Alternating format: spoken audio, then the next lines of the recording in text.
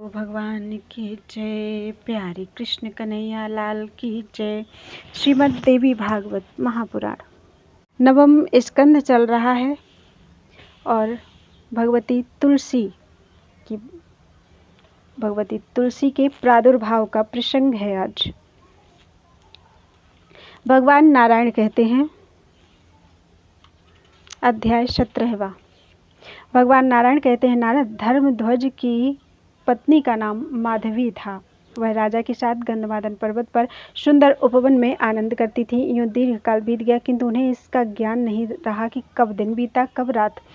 तदनंतर राजा धर्मध्वज के हृदय में ज्ञान का प्रादुर्भाव हुआ और उन्होंने हास विलास से विलग होना चाहा, परंतु माधवी अभी तृप्त नहीं हो सकी थी, अतएव उसे गर्भ रह गया। उसका गर्भ प्रतिदिन क्रमशः शोभा बढ़ाता रहा। नारद, कार्तिक की पूर्णिमा के दिन उसके गर्भ से कन्या प्रकट हुई।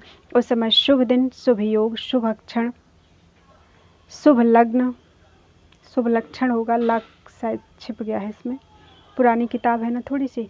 तो शुभ लक्षण, शुभ लग्न और शुभ ग्रह का संयोग था। यूं शुक्रवार के दिन देवी माधवी लक्ष्मी के अंश से प्रादुर्भूत उस कन्या की जननी हुई। उस कन्या का मुख ऐसा था मानो शरद पूर्णिमा का चंद्रमा हो। नेत्र शरदकालीन कमल के समान थे। अधर पके हुए बिंबा फल की तुलना कर रहे थे। मन को मुग्ध करने वाली उस कन्या के हाथ और पैर के तलवे लाल थे। उसकी नाभि गहरी थी। शीतकाल में सुख देने के लिए उसके संपूर्ण अंग गर्म रहते थे और उष्ण काल में वह शीतलांगी बनी रहती थी। उसके शरीर का वर्ण श्याम था। उसके सुंदर केश ऐसे थे मानो बट वृक्ष को घेर कर शोभा पाने वाले बरोह हों। उसकी कांति पीले चंपक की तुलना कर रही थी। वह सभी सुंदरियों में एक थी। स्त्री और पुरुष उसे देखकर किसी के साथ तुलना करने में असमर्थ हो जाते थे। अतः विद्वान पुरुषों ने उसका नाम तुलसी रखा। भूमि पर पधारते ही वह ऐसी सुयोग्या बन गई मानो साक्षात प्रकृति देवी ही हो।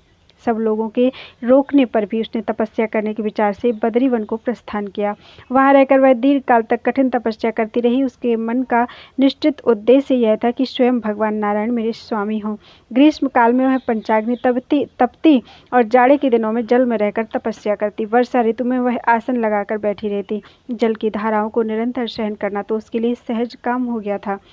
हजारों वर्षों तक वह फल और जल पर टिकी रही।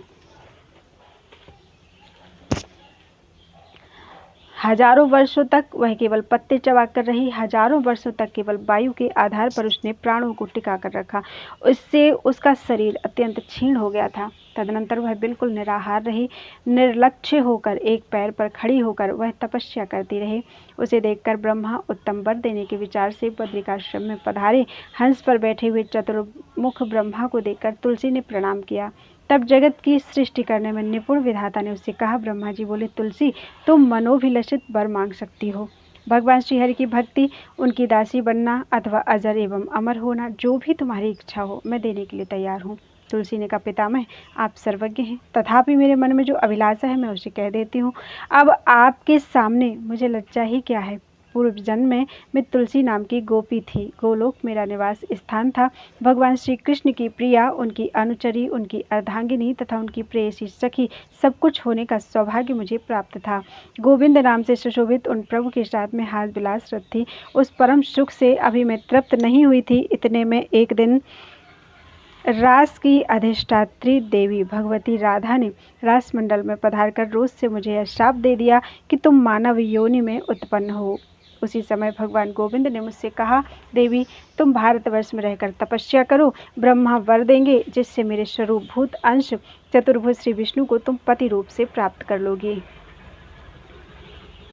इस प्रकार कहकर देवेश्वर भगवान श्री कृष्ण भी अंतर्धान हो गए। गुरु, मैंने अपना वह शरीर त्याग दिया और अब इस भूमंडल पर उत्पन्न हुई हूँ। सुंदर विग्रह वाले शांत स्वरूप भगवान नारायण, जो उस समय मेरे पति थे, उन्हीं को अब भी मैं पति रूप से प्राप्त करने के लिए वर मांग रही हूँ। आप मेरी अभिलाषा पूर्ण करने की कृपा करें। ब्रह्मा जी बोले, भगवान श्री कृष्ण के अंग से प्रकट सुदामा नामक एक गोप भी इस समय राधिका के शाप से भारतवर्ष में उत्पन्न है। उस परम तेजस्वी गोप को श्री कृष्ण का साक्षात अंश कहते हैं। शापवश उसे दनुकुल में उत्पन्न होना पड़ा है। शंखचूड़ नाम से वह प्रसिद्ध है। त्रिलोकी में कोई भी ऐसा नहीं है जो उसकी समता कर सके। वह सुदामा इस समय समुद्र में विराजमान है। भगवान श्री कृष्ण का अंश होने से उसे पूर्व जन्म की सभी बातें स्मरण है। सुंदरी शोभने, तुम भी पूर्व जन्म के सभी प्रसंगों से परिचित हो। इस जन्म में वह श्री कृष्ण का अंश तुम्हारा पति होगा। इसके बाद शांत स्वरूप भगवान नारायण तुम्हें पति रूप से प्राप्त होंगे। लीलावश वे ही नारायण तुमको शाप दे देंगे, अतः अपनी कला से तुम्हें वृक्ष बनकर भारत में रहना पड़ेगा और समस्त जगत को पवित्र करने की योग्यता तुम्हें प्राप्त होगी। संपूर्ण पुष्पों में तुम प्रधान मानी जाओगी। भगवान विष्णु तुम्हें प्राणों से भी अधिक प्रिय मानेंगे। तुम्हारे बिना पूजा निष्फल समझी जाएगी। वृंदावन में वृक्ष रूप से रहते समय लोग तुम्हें वृंदावनी कहेंगे। तुमसे उत्पन्न पत्तों से गोपी और गोपों द्वारा भगवान माधव की पूजा संपन्न होगी। तुम मेरे वर के प्रभाव से वृक्षों की अधिष्ठात्री देवी बनकर गोप रूप से विराजने वाले भगवान श्री कृष्ण के साथ स्वेच्छापूर्वक निरंतर आनंद भोगोगी। नारद ब्रह्मा की यह अमर वाणी सुनकर तुलसी के मुख पर हंसी छा गई। उसके मन में अपार हर्ष हुआ। उसने महाभाग ब्रह्मा को प्रणाम किया और वह कहने लगी। तुलसी ने कहा, पितामह, मैं बिल्कुल सच्ची बातें कहती हूँ। दो भुजा से शोभा पाने वाले श्याम सुंदर भगवान श्री कृष्ण को पाने के लिए मेरी जैसी अभिलाषा है, वैसी चतुर्भुज विष्णु के लिए नहीं है, परंतु उन गोविंद की आज्ञा से ही मैं चतुर्भुज श्रीहरि के लिए प्रार्थना करती हूँ। ओह, वे गोविंद मेरे लिए परम दुर्लभ हो गए हैं। भगवान, आप ऐसी कृपा करें कि उन्हीं गोविंद को मैं पुनः निश्चय ही प्राप्त कर सकूं। साथ ही मुझे राधा के भय से मुक्त कर दीजिए। ब्रह्मा जी बोले, देवी, मैं तुम्हारे प्रति भगवती राधा के षोडशाक्षर मंत्र का उपदेश करता हूँ। तुम इसे हृदय में धारण कर लो। मेरे वर के प्रभाव से अब तुम राधा को प्राणों के समान प्रिय बन जाओगी। सुभगे, भगवान गोविंद के लिए तुम वैसी ही प्रेयसी बन जाओगी जैसी राधा हैं। मुने इस प्रकार कहकर जगतधाता ब्रह्मा ने तुलसी को भगवती राधा का षोडशाक्षर मंत्र बता दिया। साथ ही स्तोत्र, कवच, पूजा की संपूर्ण विधियां तथा किस क्रम से अनुष्ठान करना चाहिए, ये सभी बातें बतला दी। तब तुलसी ने भगवती राधा की उपासना की और उनकी कृपा प्रसाद से वह देवी राधा के समान ही सिद्ध हो गई। मंत्र के प्रभाव से ब्रह्मा जी ने जैसा कहा था, ठीक वैसा ही फल तुलसी को प्राप्त हुआ। तपस्या संबंधी जो भी क्लेश थे वे मन में प्रसन्नता उत्पन्न होने के कारण दूर हो गए, क्योंकि फल सिद्ध हो जाने पर मनुष्यों का दुख ही उत्तम सुख के रूप में परिणत हो जाता है। अध्याय 17 पूरा हुआ। बोलो वृंदावन बिहारी लाल की जय। अध्याय 18। तुलसी को स्वप्न में शंखचूड़ के दर्शन और शंखचूड़ तथा तुलसी के विवाह के लिए ब्रह्मा जी का दोनों को आदेश। भगवान नारायण कहते हैं, नारद, एक समय की बात है, वृषध्वज की कन्या तुलसी अत्यंत प्रसन्न होकर शयन कर रही थी। उसने स्वप्न में एक सुंदर वेश वाले पुरुष को देखा। वह पुरुष अभी पूर्ण नवयुवक था। उसके मुख पर मुस्कान छाई थी। उसके संपूर्ण अंगों में चंदन का अनुलेपन था। रत्नमय आभूषण उसे सुशोभित कर रहे थे। उसके गले में सुंदर माला थी। उसके नेत्र भ्रमर तुलसी के मुख कमल का रसपान कर रहे थे। स्वप्न में ही तुलसी का उसके साथ हास विलास हुआ। मुने, यूं स्वप्न देखने के पश्चात तुलसी जगकर विलाप करने लगी। इस प्रकार तरुण अवस्था से संपन्न वह देवी वहीं रहकर समय व्यतीत कर रही थी। नारद उसी समय महान योगी शंखचूड़ का बद्रीवन में आगमन हो गया। जैगी सभ्य मुनि की कृपा से भगवान श्री कृष्ण का मनोहर मंत्र उसे प्राप्त हो चुका था। उसने पुष्कर क्षेत्र में रहकर उस मंत्र को सिद्ध भी कर लिया था। सर्व मंगलमय कवच से उसके गले की शोभा हो रही थी। ब्रह्मा उसे अभिलषित वर दे चुके थे और उन्हीं की आज्ञा से वह वहां आया भी था। वह आ रहा था, तभी तुलसी की दृष्टि उस पर पड़ गई। उसकी सुंदर कमनीय कांति थी। वर्ण ऐसा था मानो श्वेत चंपा हो। रत्नमय अलंकारों से वह अलंकृत था। उसके मुख की शोभा शरद पूर्णिमा के चंद्रमा की तुलना कर रही थी। नेत्र ऐसे जान पड़ते थे मानो शारदीय कमल हो। दो रत्नमय कुंडल उसके गंडस्थल की छवि बढ़ा रहे थे। परिजात के पुष्पों की माला उसके गले को सुशोभित कर रही थी और उसका मुखमंडल मुस्कान से भरा था। कस्तूरी और कुंकुम से युक्त सुगंधपूर्ण चंदन उसके अंगों में अनुलिप्त था। मन को मुग्ध कर देने वाला वह शंखचूड़ अमूल्य रत्नों से बने हुए विमान पर विराजमान था। इस शंखचूड़ को देखकर तुलसी ने वस्त्र से अपना मुख ढांक लिया। कारण लज्जावश उसका मुख नीचे की ओर झुक गया था। शरद पूर्णिमा के चंद्रमा उसके निर्मल दिव्य चंद्र जैसे मुख के सामने तुच्छ थे। अमूल्य रत्नों से बने हुए नूपुर उसके चरणों की शोभा बढ़ा रहे थे। वह मनोहर त्रिवली से संपन्न थी। सर्वोत्तम मणि से निर्मित करधनी सुंदर शब्द करती हुई उसकी कमर में सुशोभित थी। मालती के पुष्पों की माला से संपन्न केश कलाप उसके मस्तक पर शोभा पा रहे थे। उसके कानों में अमूल्य रत्नों से बने हुए मकराकृत कुंडल थे। सर्वोत्तम रत्नों से निर्मित हार उसके वक्षस्थल को समुज्ज्वल बना रहा था। रत्नमय कंकड़, केयूर, शंख और अंगूठियां उस देवी की शोभा बढ़ा रहे थे।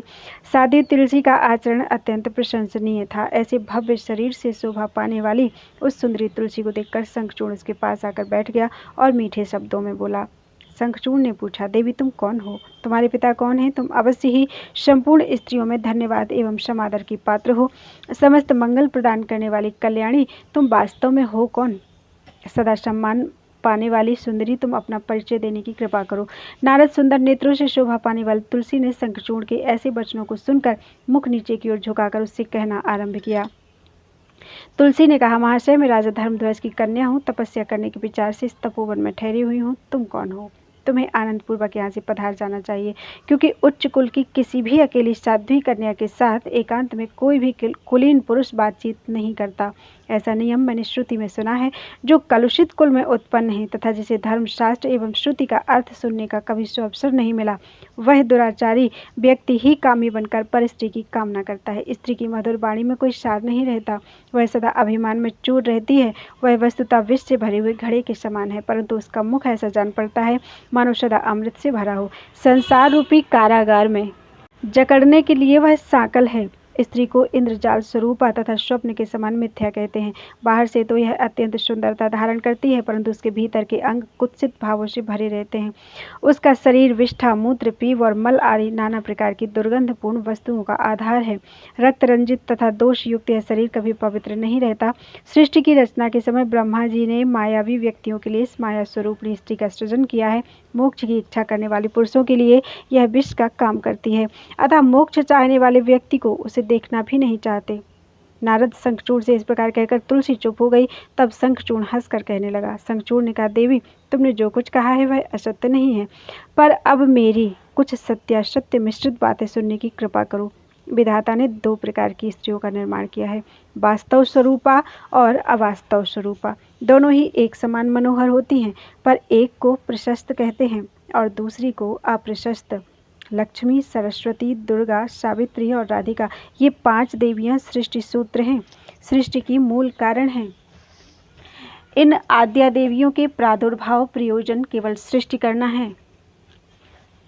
इनके अंश से प्रकट गंगा आदि देवियां वास्तव रूपा कहलाती हैं। इनको श्रेष्ठ माना जाता है। ये यशः स्वरूपा और संपूर्ण मंगलों की जननी हैं। सतरूपा, देवहूति, स्वधा, स्वाहा, दक्षिणा, छायावती, रोहिणी, वरुणानी, शची, कुबेर पत्नी, अदिति, दिति, लोपामुद्रा, अनसूया, कोटिवी, तुलसी, अहिल्या, अरुंधति, मैना, तारा, मंदोदरी, दमयंती, वेदवती, गंगा, मनसा, पुष्टि, तुष्टि, स्मृति, मेधा, कालिका, वसुंधरा, षष्ठी, मंगलचंडी, धर्मपत्नी, मूर्ति, स्वस्ति, श्रद्धा, शांति, कांति, क्षमा, निद्रा, तंद्रा, क्षुधा, पिपाशा, संध्या, दिवा, रात्रि, संपत्ति, धृति, कीर्ति, क्रिया, शोभा, प्रभा और शिवा। स्त्री रूप में प्रकट ये देवियां प्रत्येक युग में उत्तम मानी जाती हैं। जगदम्बा की कला के अंश से उत्पन्न जो स्वर्ग की दिव्य अप्सराएं हैं, उन्हें अप्रशस्त कहा गया है। अखिल विश्व में पुंचली रूप से ही ये विख्यात हैं। स्त्रियों का जो सत्व प्रधान रूप है वह ठीक है, उसी को उत्तम माना जाता है। विश्व में इन साध्वी रूपा स्त्रियों की प्रशंसा की गई है। विद्वान पुरुष कहते हैं कि इन्हीं को वास्तव रूपा कहा जाता है। रजो रूप और तमो रूप भेद से कलाओं में अनेक प्रकार की स्त्रियां प्रसिद्ध हैं। रजोगुण का अंश जिनमें प्रधान है वे मध्यम श्रेणी की हैं, क्योंकि भोगों में उनकी नित्य स्पृहा बनी रहती है। सुख भोग के वशीभूत होकर वे सदा अपनी कार्य में संलग्न रहती हैं। कपट और मोह ये 2 दुर्गुण उनमें निवास करते हैं। कभी भी उनके द्वारा धर्म के अर्थ का यथार्थ पालन नहीं होता। अतः रजोरूप प्रधान स्त्री में साध्वीपन का आना संभव नहीं। विद्वान पुरुष इसे मध्यम रूपा बतलाते हैं। तमोरूप दुर्निर्वार्य है। विज्ञ पुरुष इसको अधम कहते हैं। देवी तुमने जो कहा है, सत असत का विचार रखने वाले कुलीन पुरुष निर्जन, निर्जल एवं एकांत स्थान में किसी पर स्त्री से कुछ भी नहीं पूछते, सो ठीक है, मैं भी यही मानता हूँ। परंतु शोभने, मैं तो इस समय ब्रह्मा की आज्ञा पाकर ही तुम्हारे कार्य साधन के लिए तुम्हारे पास आया हूँ और गांधर्व विवाह की विधि के अनुसार तुम्हें अपनी सहधर्मिणी बनाऊंगा। देवताओं में भगदड़ मचा देने वाला शंखचूड़ मैं ही हूँ। धनुवंश में मेरी उत्पत्ति हुई है। विशेष बात तो यह है कि मैं पूर्व जन्म में श्रीहरि के साथ रहने वाला उन्हीं का अंश सुदामा नामक गोप था। जो सुप्रसिद्ध 8 गोप भगवान के स्वयं पार्षद थे, उनमें एक मैं ही था। देवी राधिका के शाप से समय में दानवेंद्र बना हूँ। भगवान श्री कृष्ण का मंत्र मुझे इष्ट है, अतः पूर्व जन्म की बातों को मैं जान जाता हूँ। तुम भी पूर्व जन्म में श्री कृष्ण के पास रहने वाली तुलसी थी, यह जानने की योग्यता तो तुम्हें भी प्राप्त है। तुम भी जो भारतवर्ष में उत्पन्न हुई हो, इसका मुख्य कारण श्री राधिका का रोष ही है। मुनिवर जब इस प्रकार कहकर शंखचूड़ चुप हो गया, तब तुलसी उससे कहने लगी। उस समय तुलसी का मन संतुष्ट था और उसके मुख पर मुस्कुराहट छाई हुई थी। तुलसी ने कहा, कांत, इस प्रकार के सद्विचार से संपन्न विज्ञ पुरुष ही विश्व में सदा प्रशंसित होते हैं।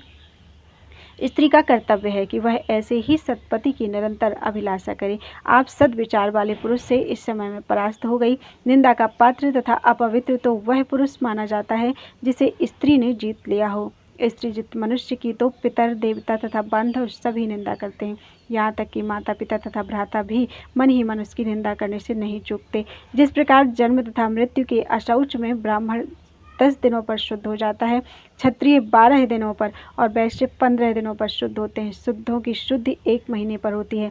ऐसे ही गांधर्व विवाह संबंधी पति पत्नी की संतान भी समयानुसार शुद्ध हो जाती है। उसमें वर्ण संकर दोष नहीं आ सकता। यह बात शास्त्रों में प्रसिद्ध है। स्त्री जित मनुष्य की तो आजीवन शुद्धि नहीं होती।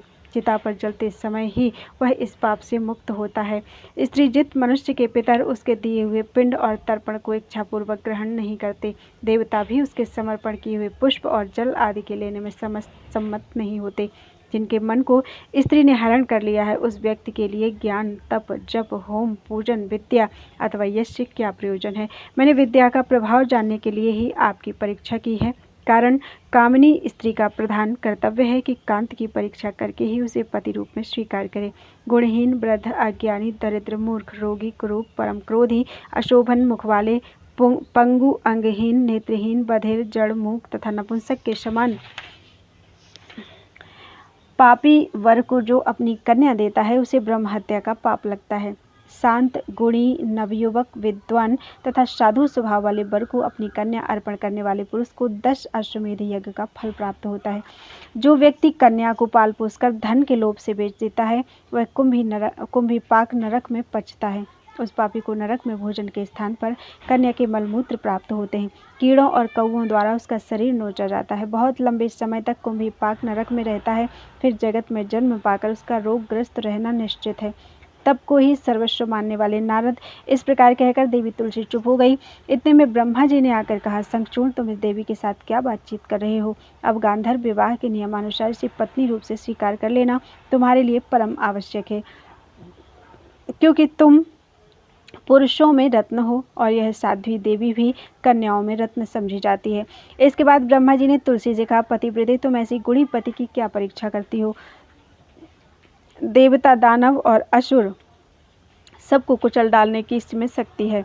जिस प्रकार भगवान नारायण के पास लक्ष्मी, श्री कृष्ण के पास राधिका, मेरे पास स्त्री, भगवान बाराह के पास पृथ्वी, यज्ञ के पास दक्षिणा, अत्रि के पास अनसुया, नल के पास दमयंती, चंद्रमा के पास रोहिणी, कामदेव के पास रति, कश्यप के पास अदिति, वशिष्ठ के पास अरुंधति, गौतम के पास अहिल्या, कर्दम के पास देवहूति, बृहस्पति के पास तारा, मनु के पास शतरूपा, अग्नि के पास स्वाहा, इंद्र के पास शची, गणेश के पास पुष्टि, स्कंद के पास देवसेना तथा धर्म के पास साध्वी मूर्ति पत्नी रूप से शोभा पाती है। वैसे ही तुम भी इस शंखचूड़ की सौभाग्यवती प्रिया बन जाओ। इसके बाद तुम पुनः गोलोक में भगवान श्री कृष्ण के पास चली जाओगी और यह शंखचूड़ भी शरीर का त्याग करने के पश्चात वैकुंठ में जाकर चतुर्भुज भगवान विष्णु में लीन हो जाएगा। बोलो वृंदावन बिहारी लाल की जय।